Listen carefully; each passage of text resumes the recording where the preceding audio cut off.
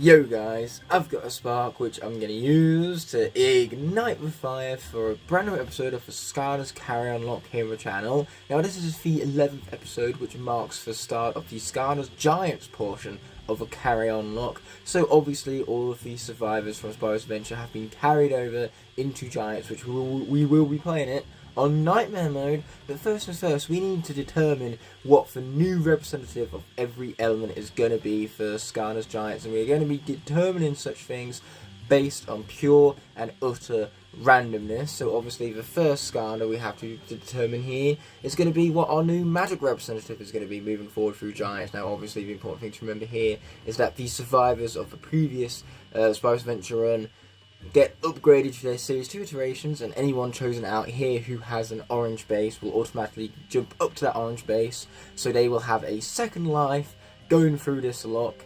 Because if the Series 2 is defeated, we revert to the original character, and then if that is defeated, then the Skylander is gone and cannot be used again throughout the remainder of the series. Unfortunately for me, our Skylander chosen at random is in fact an orange base, so he does get 2 lives, but that orange base is my least favourite of the bunch, as we have Wrecking Ball. Of all the things that could have gone wrong with generating these names at random, that was the top of my list for what we did not want to see. So now we're going to go on ahead and generate what our brand new representative of the Earth element is going to be. Come on, let's go. We have Flash Ring. As you can tell with my live reactions, things are a lot more hyper right now. I meant to do these live reactions for the first time around, but unfortunately I lost that footage for my face cam. So this is the first time where we're seeing myself doing the live reaction to the random names being generated for each new addition to all of the 8 base elements here. So for water, our new addition going into Giants for the carryon Locke is going to be Whamshell. So far, no Giants. Obviously, Giants are thrown in alongside the course to give everyone of every element equal right in terms of being randomly chosen to be added to the carryon Locke for the Giants portion of the series. Now for fire, being added into the as the fire representative for Giants is going to be Hot Dog. So that's our second new core from Skylanders Giants being added to the Locke, mind you, and this time it's for the fire element, because the new fire elemental core from this game is in fact Hot Dog. Now for our tech representative being added to the cast this time around, we have not Sprocket, because instead, luckily I will take this over Sprocket any day of the week, because we have the tech giant joining us, Bouncer. This could be the only giant we have. We'll have to just wait and see what other names are chosen at random for the 3 remaining elements, starting of course with Undead. Let's find out who we're going to get. Hopefully a character with a second life after the tragedy with Ghost Roaster in the Spyro's Adventure portion of the series, and luckily that's exactly what we got. We get to jump straight to Cinder's orange based iteration, so she has a second life moving forward.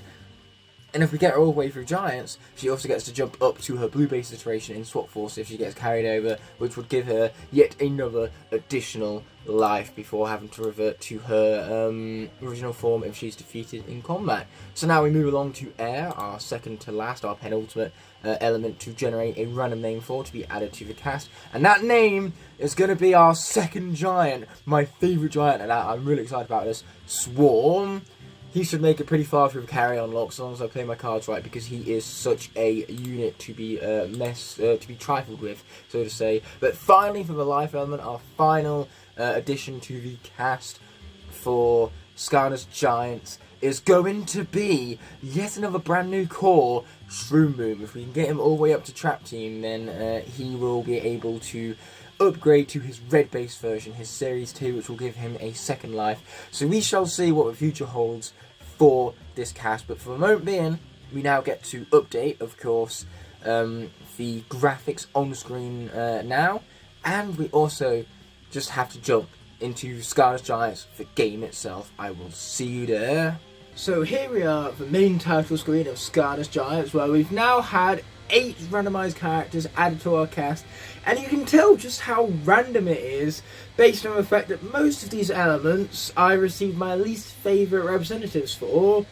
Series 2 Wrecking Ball, even with 2 iterations, is not going to make it past Giants. Mark my words, especially since, as I press the A button right now to begin, we're going to load up a brand new save, and it's going to be a nightmare save at that. So we are going to, just like we do with Spyro's Adventure, delete the 4th save profile, one with the least amount of progress on it. So let's select a new save and begin our nightmare run without further ado. And also, just like we did in Spyro's Adventure, we're going to be pressing the best button in the video game, the skip button. Get all that unnecessary deep stew out of here so we can begin immediately with Chapter 1, Time of the Giants. Now, it would be wrong for me to play through Time of the Giants as anyone other than a giant, and since, luckily for us, 2 giants were chosen out by the randomizer, it means that one of them is going to get to kick off this portion of carryon Locke, and that's going to be my favourite of the 8 giants, Swarm. So on one end of the spectrum, we got Wrecking Ball, the biggest piece of garbage in the entirety of the Skylanders franchise. Then on the other end of the spectrum, we got the best darn giant in the whole darn game. There he is in that port of power right now. Pardon my voice, it is a little bit hoarse, but we're going to power through it and play through as much of Giants as we can in this session anyway. Because as you can tell, I'm back to this awesome shirt which we saw for Lava Lake's Railway during the Spyro's Adventure portion of Carry On. And then I was going to use it for the facecam setup for the final boss as well, but I decided to go through that final boss without a facecam so I could actually concentrate. And that turned out to be a great decision because Igknight was able to pull off some miracles and solo shot that entire fight, which is why Series 2 Igknight is still with us for the Giants playthrough during the Carry On Locke, where we are still going to get connection issues with our controller. That certainly is one thing to carry over from one game to the other, I will tell you that much. Now the thing with Giants is that they can unlock secret spots back here, so we're going to toss that boulder out of the way, we're even going to bounce with a boulder in hand, and then we're going to smash on the ground. Yeah, that is really fun. But what's so fun about Swarm is how maneuverable he is. So like all of the other giants, he's able to speedrun through the game by basically bypassing different elements of the area entirely by using his giant mechanics, mind you. But on top of that, he also has a giant's power without the lack of speed or maneuverability. So yes, he has the giant as hitbox. That is from Spyro's Adventure. I'm carrying over stuff from Spyro's Adventure because I'm playing Giants directly afterwards. That's why I'm in the same shirt, because this is part of the same recording session. Obviously, when I was yelling a lot on Lava Lake's Railway, that's what's made my voice as hoarse as it is. But like I said earlier, I am strong. I'm a man. I will power through it. Any lesser man wouldn't, but I am no lesser man. And say, going back to my review of Swarm, what's great about Swarm is that, yes, he retains the same power as all the other giants, but he has no hitbox, and that's okay, because he is far more maneuverable than the other giants. Having this tertiary ability here, where he can fly, basically means that he can maneuver around the battlefield easily, and he auto-targets enemies.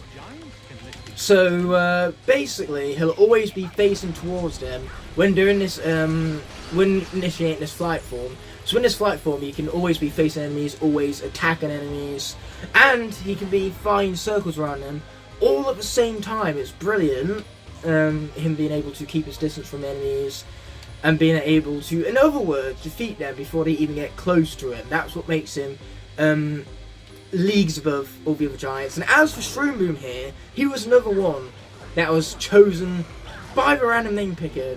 He is obviously the second representative of the life element, right behind Series 2 Stump Smash, which means that Series 2 Stump Smash, if he is defeated in battle, that's no big deal, because we just revert back to Stump Smash's original form, and only when Stump Smash's original form is defeated in battle is the character truly classed as dead, and they won't be able to be used again throughout the remainder of the series. That being said, Giants can do lots of useful things right here, so that's why I'm glad I'm playing a Swarm, and Swarm was also able to recover the very first Soul Gem of the game, one belonging to one of the Skylanders that was picked out by a random name picker.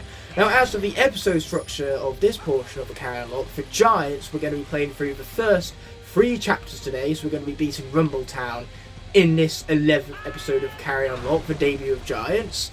Then we're going to be playing 2 episodes per level, all the way up to the end of the Oracle. After we beat the Oracle, we're going to play through the 4 adventure packs, but not on the same episode, unlike we did with Spyro's Adventure, because this time around, we're going to play Empire of Ice and Pirate Seas first, then Dark Light Crypt and Dragon's Peak are going to be their own episode this time around.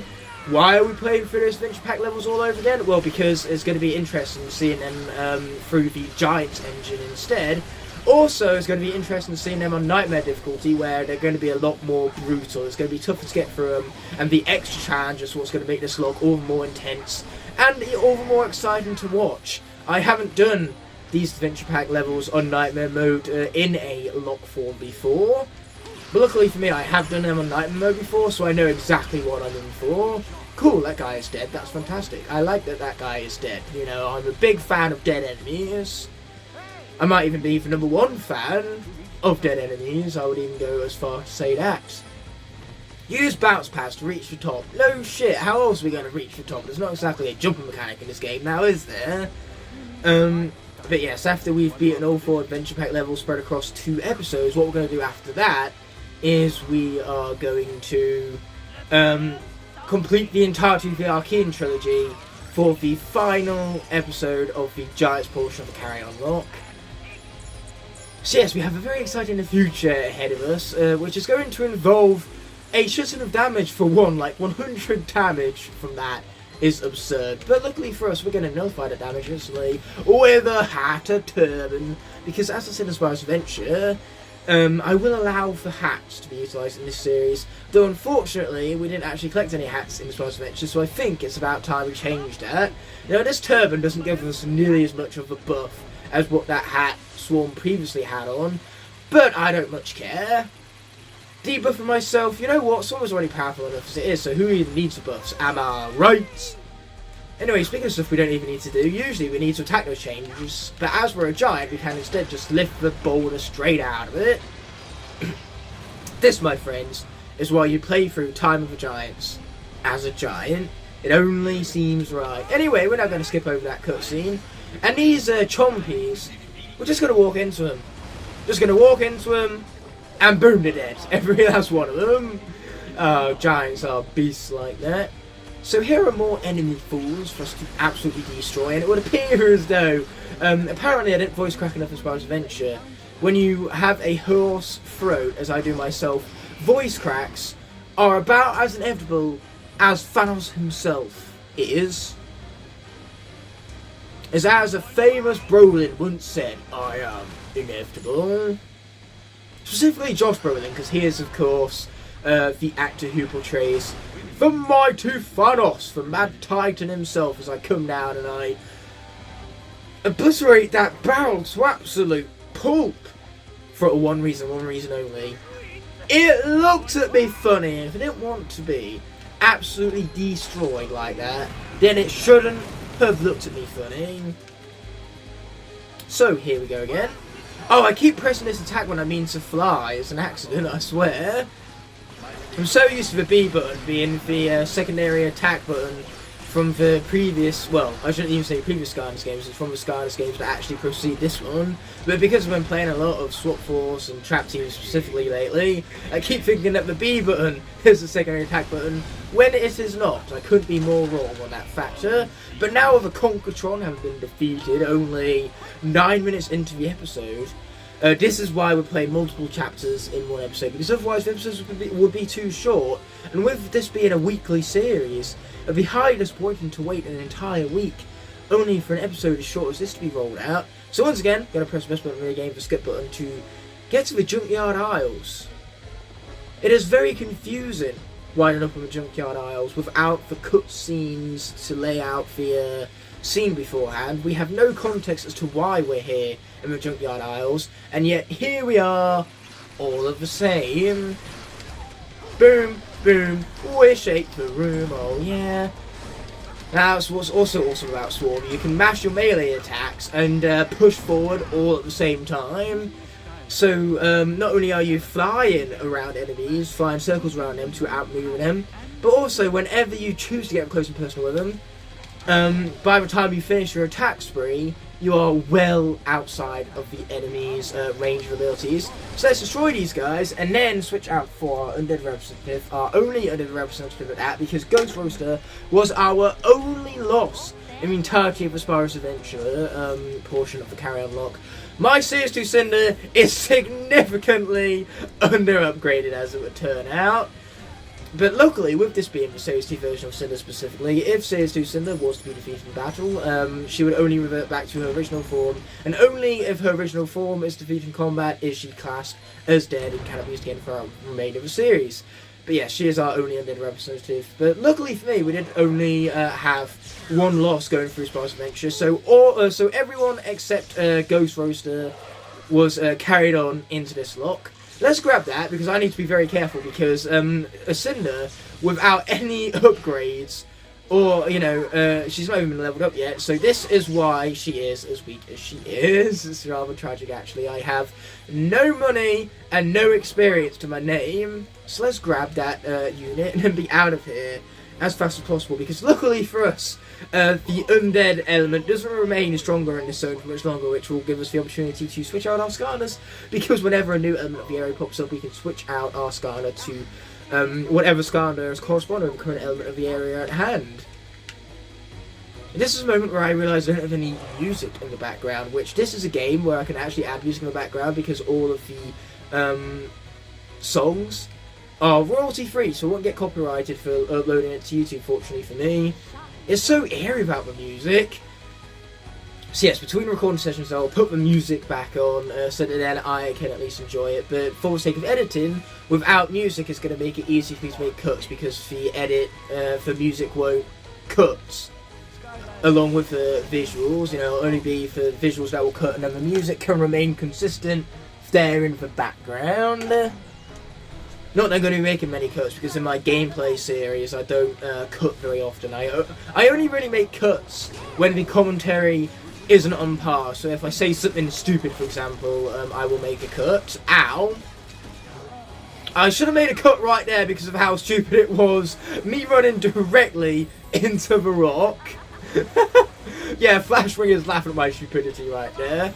I'm not going to dodge attacks whilst all I'm doing is spinning into a rock right there. But yeah, so I'm very happy that the random name picker chose Flashwing here, because she is incredibly busted. In fact, just about any of the Earth characters that could have been chosen would have been busted, with the exception of Terrafin and Crusher. They would not have lasted long in Giant's Nightmare mode. But Dynarang is busted. Series 2 Prison Break can solo shot this game, so having him appear would have made me extremely happy. But I suppose Series 2 Prison Break combined with Series 2 Bash would have been overkill, you know. We need to give enemies some sort of shred of hope, otherwise there's no fun in it, is there? So now that we've blown up all this crap, we can acquire a legendary treasure for Propeller Pilot House Roof, which is quite a mouthful right there, to say the least. But yeah, let's grab that food. Not that Flashwing even needs it, and should she need healing at any point, that is what we have our magical wall crystals for. That is part of what makes Flashwing as busted as she is. Man, am I glad to have Cinder of that portal power before she got defeated due to her lack of upgrades right there.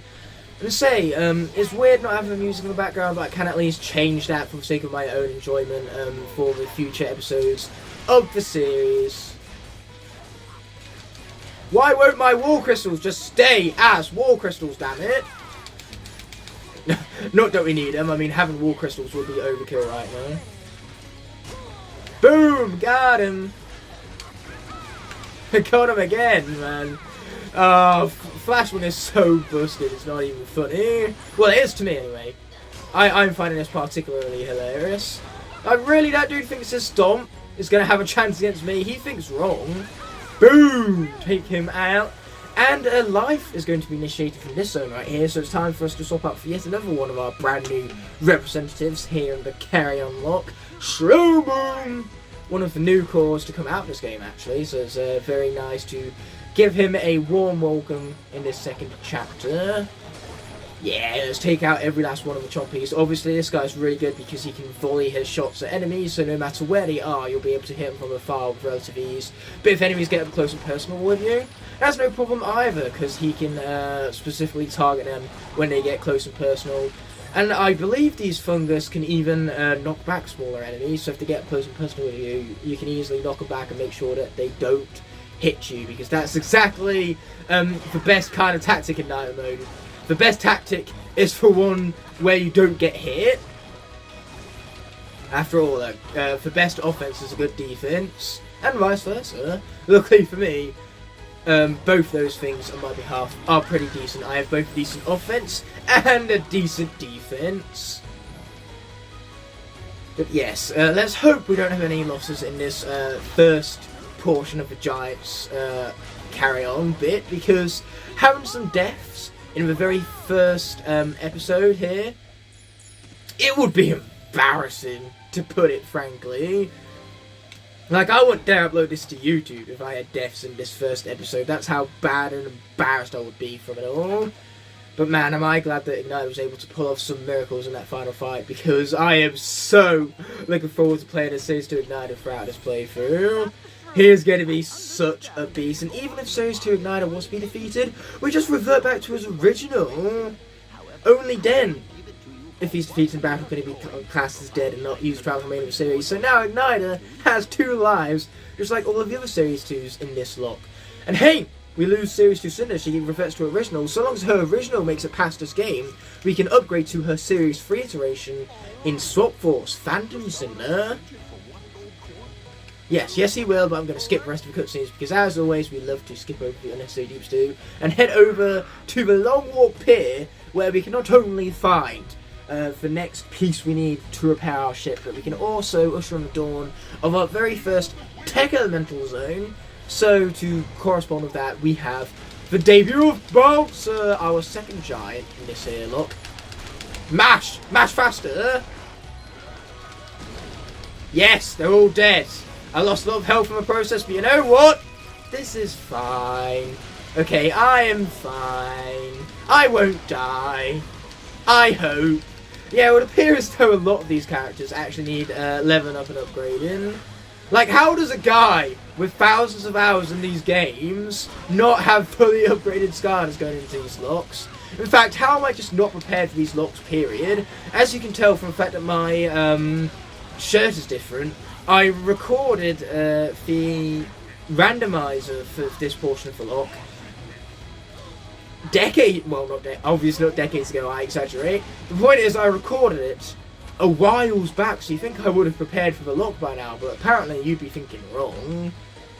Is someone still alive? Is that why I can't use a cannon? I think someone dropped down here is a problem. But, yes, someone did in fact drop down here. But he's dead now, so we can finally use the cannon. That's what I was talking about. Now this is going to be something a little bit more powerful than these finger guns right now. Not that the finger guns aren't pretty cool, because they are. Trust me, that they are. Those finger guns are many things, and cool is indeed one of them. I know, because I said so. Whatever I say goes, that's how it works. I don't make up for rules, I just reinforce them. Yeah, we just said that. We just said that. In the words of the mighty Tough Look, you're just gonna have to deal with it! Well, that's very nice there, Persephone. So very nice. We're going to stutter a long way. And then, what we're going to do, after I'm having finished all that stuttering right now, we finished with our visit to Stutter Nation. So now, instead, what we did is we skipped the cutscene, didn't we? We pressed best button video game, the skip button, and now we're going to collect the second Wing Sapphire, because apparently, with how many characters need upgrades, I suppose those Wing Sapphires can come in handy. I suppose so, anyway.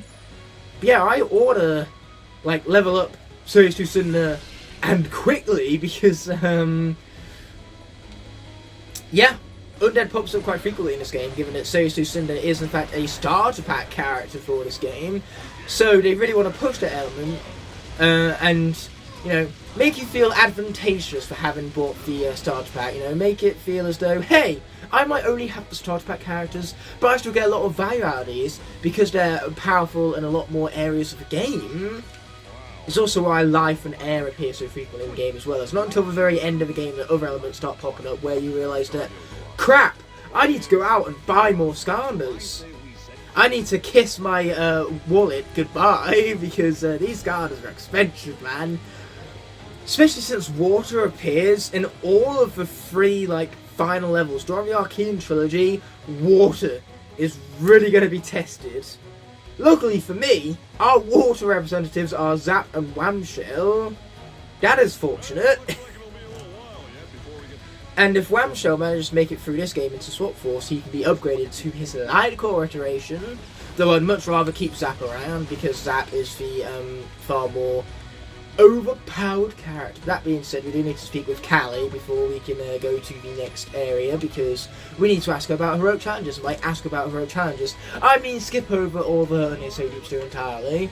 So that being said and done, let's head out for Rumbletown, the last chapter of this here episode.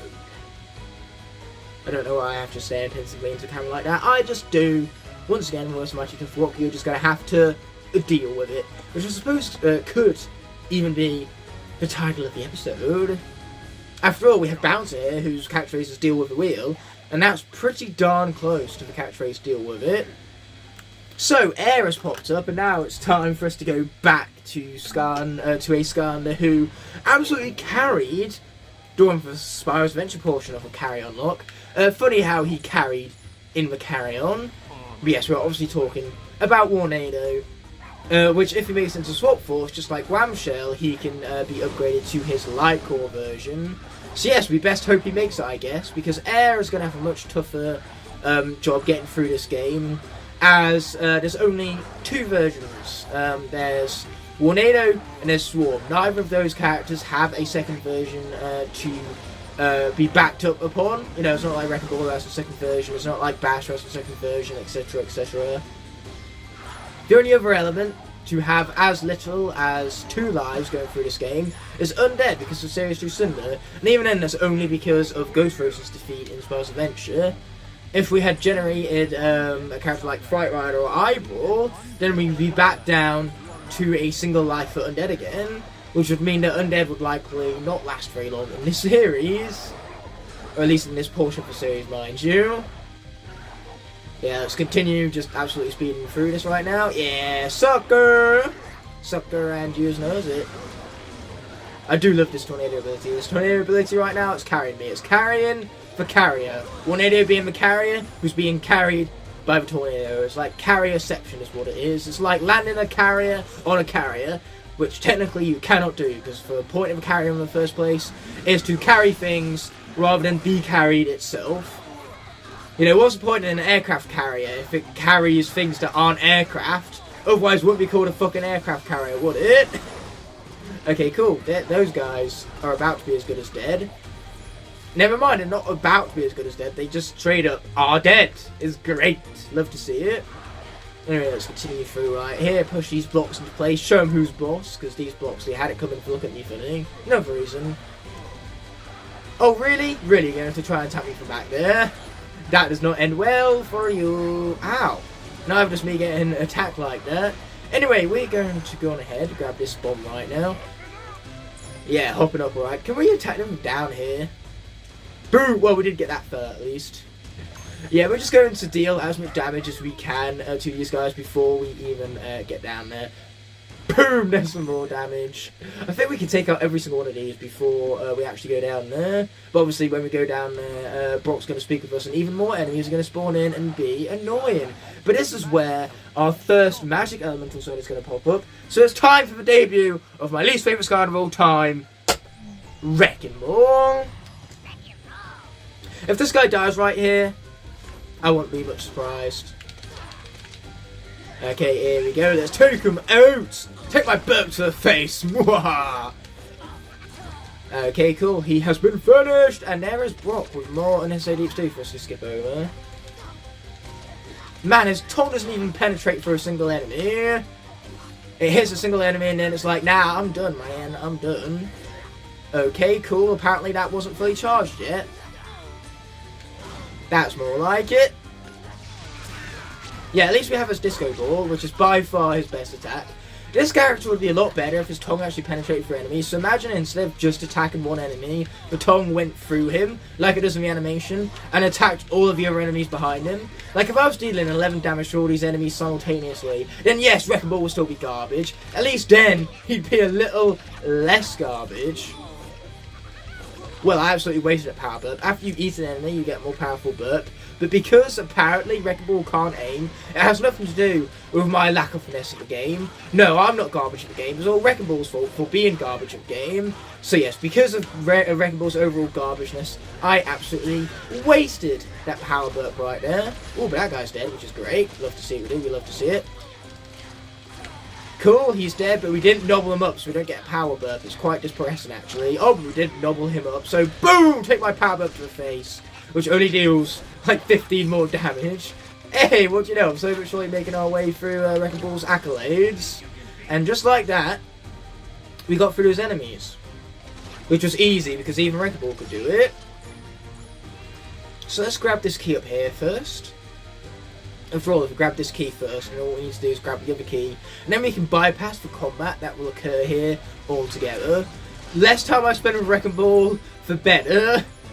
For less torture I have to put myself through, because at this rate, I'm just tempted to jump off the face of the Skylanders and commit ultimate Sudoku so that then I don't have to play with this character no more. Random name picker, I both hate and love you at the exact same time. I love that you've given me Swarm. I very much appreciate that. However, Wrecking Ball, seriously, universe, what did I do to deserve this? On second thoughts, that is a rhetorical question. Do not answer that. There are way too many things that I've done to deserve this. It is a very long list. It's like one of those comedic sketches where someone rolls out the list and it's basically just pages. It's a scroll that rolls down for what feels like forever.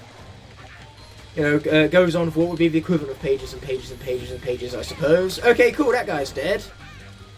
Not even the burp penetrates for enemies. Like, this character is basically the dictionary definition of useless. You look up useless in the dictionary, what you will see is an image of Wrecking Ball. Anyway, now that we've made it all the way over here, let's not neglect the fact that air is currently stronger here. So we're going to go back to Tornado already. We're going to do this for the wind, baby. For the wind. Chompies are following me! I repeat, Chompies are following me. At least Tornado can deal with them a lot more easy than what Wrecking Ball can. Yeah, take that, suckers. Okay, cool, getting there slowly but surely. Keep it here slowly because Tornado isn't exactly known for how stupid broken he is. Why else do you think I have this much disdain from a character? Anyway, here we are, and so long as we don't step foot in a certain part of this area, then Undead will not be activated, and we do not want to activate Undead because that would mean Cinder would have to take out the entirety of the upcoming battle arena, and if she was to do that, she would definitely be dead because of the lack of upgrade she possesses. Now, we're not even going to go into the house where we can find Hot Dog's Soul Gem, because I'm afraid that might initiate the undead element of the area, which is, again, not what we want. We want to keep Cinder alive for as long as possible. I need to upgrade her between sessions. Okay, here we go. Let's push that into place, baby. Let's push it into place. Yeah, we're going to do the same with this here block as Tornado just spins absolutely nowhere. I didn't even know that Tornado could spin without momentum, and yet here we are. That exact thing being of occurrence right now. But yeah, no matter how you play this section, whether you play it through as air or undead, you get to play through it with as an element that's found in the starter pack, either Jetpack or Cinder. Like I say, the game just really wants to have those as elements of the areas to make your starter pack characters feel worthwhile.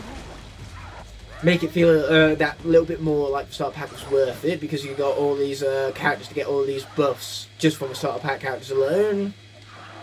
So let's hit that, it's not going to be funny.